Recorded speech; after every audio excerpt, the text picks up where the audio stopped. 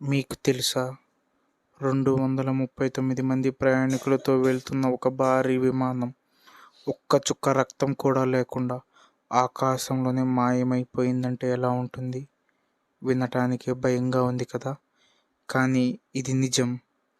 అది 2014 మార్చ్ 8వ తేదీ Malaysia airlines flight MH370 Kuala Lumpur నుండి బీజింగ్ బయలుదేరింది. టేకాఫ్ అయిన 40 నిమిషాలకే రేడార్ నుండి విమానం సిగ్నల్ కట్ అయింది. ఫ్లైట్ నుండి ఎటువంటి ఎమర్జెన్సీ కాల్ కూడా రాలేదు. అసలు ట్విస్ట్ ఏంటి?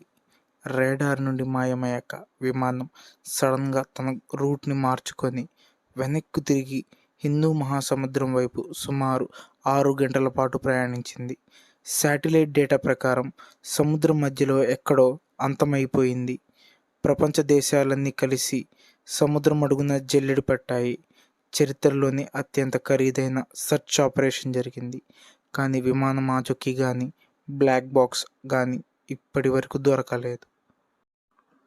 అసలు ఆ విమానం హైజాక్ అయిందా? సముద్రంలో కూలిపోయిందా? లేదా ఏలియన్స్ పని అని మీరు అనుకుంటున్నారా? మీ అభిప్రాయం కామెంట్ రూపంలో చెప్పండి.